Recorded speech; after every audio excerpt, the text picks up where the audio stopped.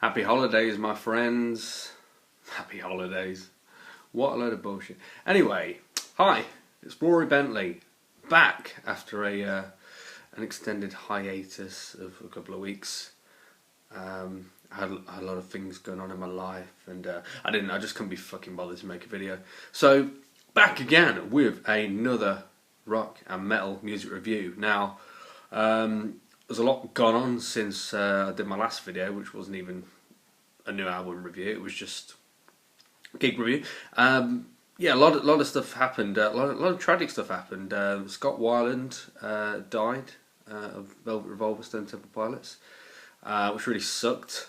Was in two minds as to whether to do a video on them, and just wasn't really feeling it at the time, and it just felt a little forced. And I think there's a lot of these kind of forced videos whenever somebody dies or whatever. And you know, if I want to talk about their work, and you know, a lot of it's brilliant, then I'll talk about it when I'm feeling it, because I just do what I feel like doing.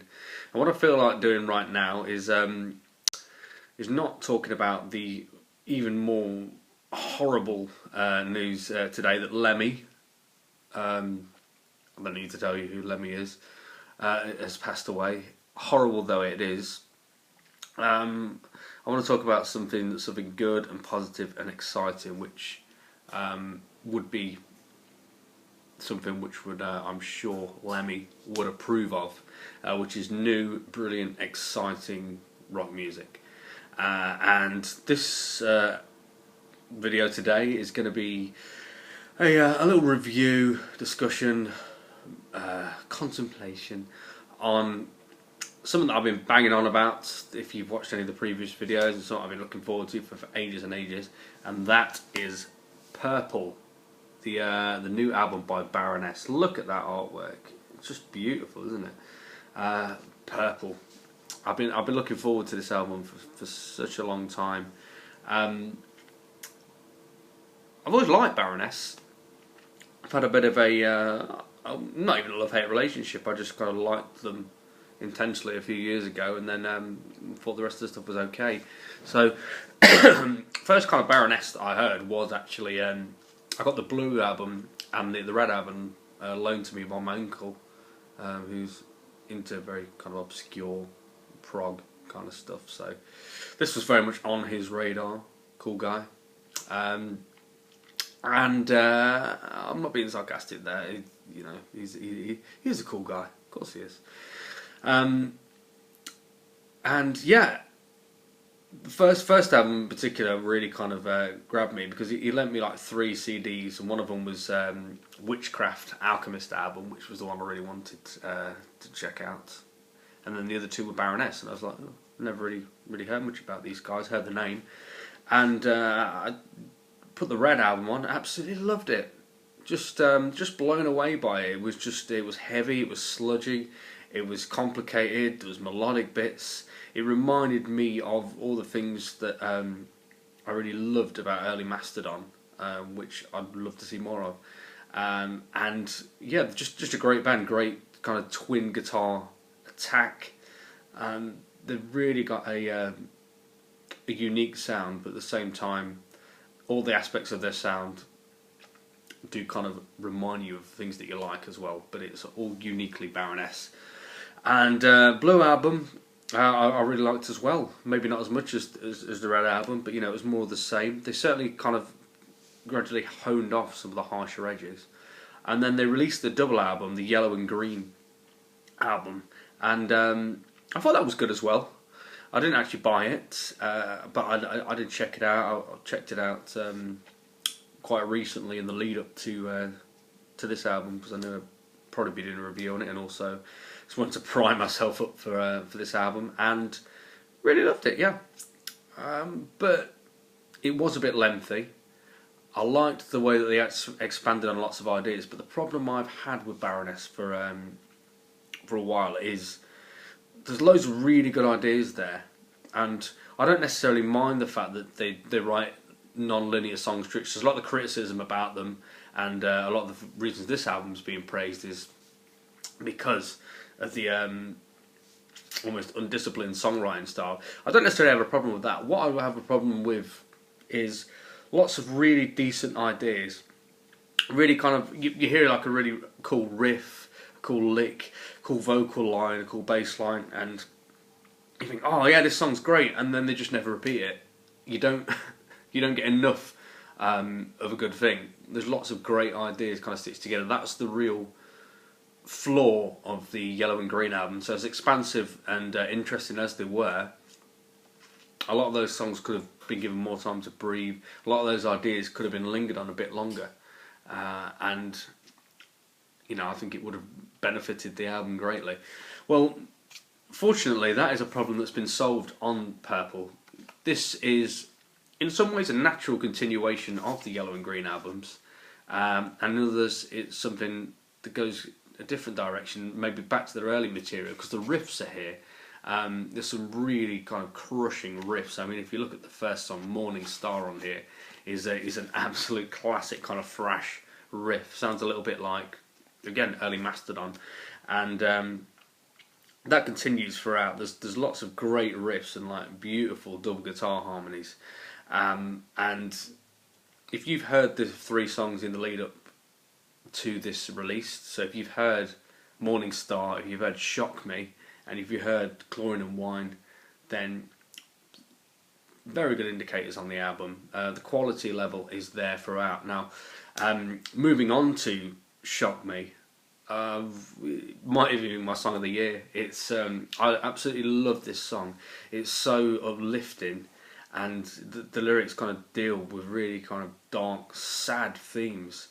And a lot of it, you've got to think, has got to be inspired by the horrific bus crash that nearly killed the band. Really, I mean, they lost 2 members.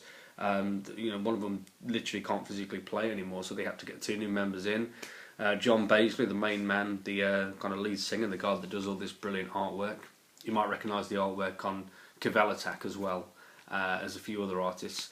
But yeah, John Baisley. They thought they'd have to amputate his arm, so he'd never play guitar again. And even then, he's living with chronic pain and nerve damage. And this pain, this uncertainty, and this reflection on life and its shortness is just littered throughout the album. And Shock Me is just a great example of a rock band just coming across something really negative and turning that negative into such a kind of a positive, powerful thing. And it reminds me, a bit of a left field thing, but in the theme of sludge kind of metal, Down, Over the Under album, which I might do a special on because I don't think that gets its due. But you know, turning a tragic kind of event, you know, in Down's case, the Hurricane Katrina and the people they'd lost and the homes and the lives they'd lost, turning that into a positive thing and coming together. That's what gets done here. And Shock Me is just brilliant, kind of powerful chorus. I love the vocals on here, and they have come under criticism as well, because they're not the most kind of refined, polished vocals, but they're so kind of honest.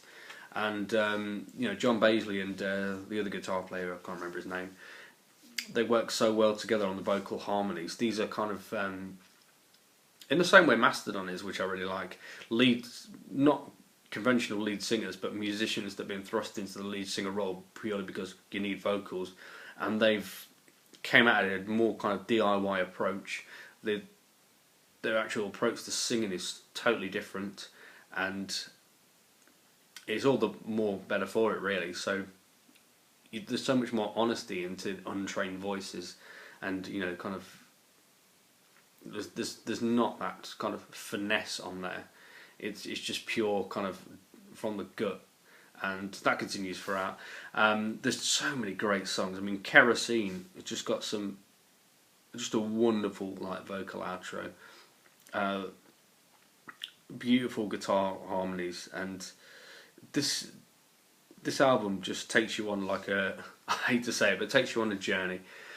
It's at once immediate and something that kind of really gets in your face and grabs you straight away, but there's so much going on. There's still so much depth to it. You can take as much or as little as you want from this album as you want. And then Chlorine and Wine, even though it's the first song that I heard from this album, because they released it so long before the date, when you see it as what it is essentially the centre point in this album, when it comes into play with the instrumental track Fugue just before it seamlessly seeding into it, it just takes on a new life. And even though I've heard this song a fair few times, not loads but a fair few before the album came out, it's just taken on a new life, and it's just an amazing melodic journey. And there's almost kind of medieval kind of folk melodies littered throughout it, but there's so much kind of power when you get to the end with the please don't let me go and stuff. It just sends goosebumps, and it's so just exciting and uplifting to hear something of this quality so far towards the end of the year, and what has already been, at least on the business end of it, a really strong year for albums. Maybe the quantity of strong albums isn't there, but the actual the quality that's there has really shone through.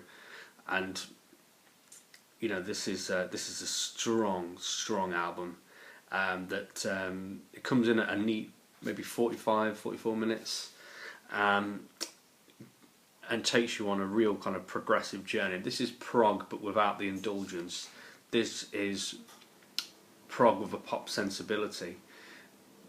This band are doing what I think Mastodon wish they could be doing in a way, because if you look at the last two Mastodon albums, they've certainly veered more towards this kind of melodic style, merging this kind of complex labyrinthine prog passages with real strong melodic songwriting and melodic singing.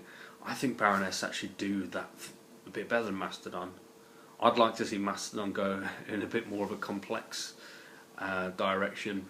Baroness, they seem to wear this cap a little better.